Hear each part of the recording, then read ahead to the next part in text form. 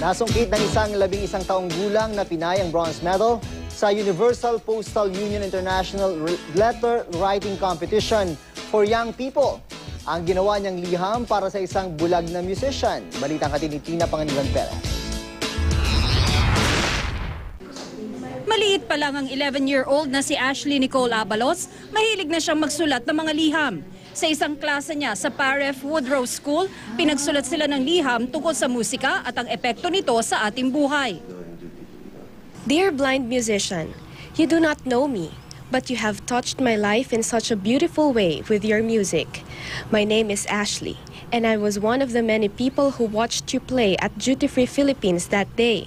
Ang liham niya ngayon na para sa isang bulag na musician ang nakapagpanalo sa kanya at sa Pilipinas ng bronze medal sa Universal Postal Union International Letter Writing Competition for Young People.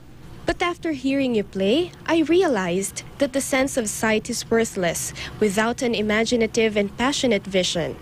Through your music, you are able to open the eyes of many, even if you yourself cannot see. I feel that letter writing is a lost art because so many people now are just texting. So texting is really fun and very fast and useful. But I feel letter writing could be much more passionate. She likes to read, and in school they're encouraged a lot to write. Ang ama ni Ashley, hinihikayat din ng ibang batang magsulat din ng mga liham. It's the passion also by Ashley since she was small. But she's sentimental also. But we encourage everybody. Ang PhilPost ang nakatanggap ng balita mula sa Universal Postal Union tungkol sa pagkapanalo ni Ashley. Of course, we were very happy. This is the first time that a Filipino is winning sa diyan. Walang cash prize sa International Letter Writing Competition for Young People, pero ang PhilPost nakahandang magbigay.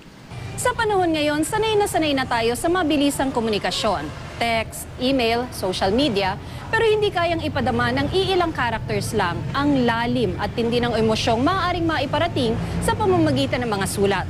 Ito marahil ang isa sa mga dahilan kung bakit ayon sa PhilPost, unti-unti na namang dumarami ang mga nagpapadala ng mga sulat. Ayon sa PhilPost, nakatulong din daw ang mga bagong disenyo ng selyo at ang letter writing campaign nila ng DepEd para buhayin ulit ang interes ng mga Pilipino sa pagsusulat ng mga liham. Sa buong mundo, inaasahang mababawasan ng mail volume o ang dami ng mga ipinapadala sa koreo ng 10% kada taon.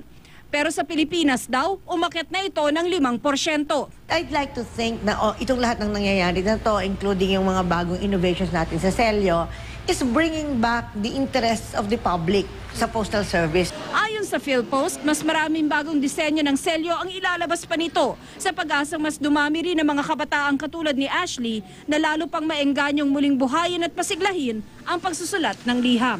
Thanks to you, mister.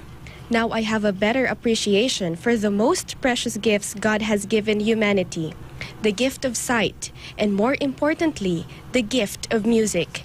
Once again, I sincerely thank you because the music you shared with me made me realize that it was me who was blind all this time. With love, Ashley Abalos. Tina Panganiban Perez, GMA News.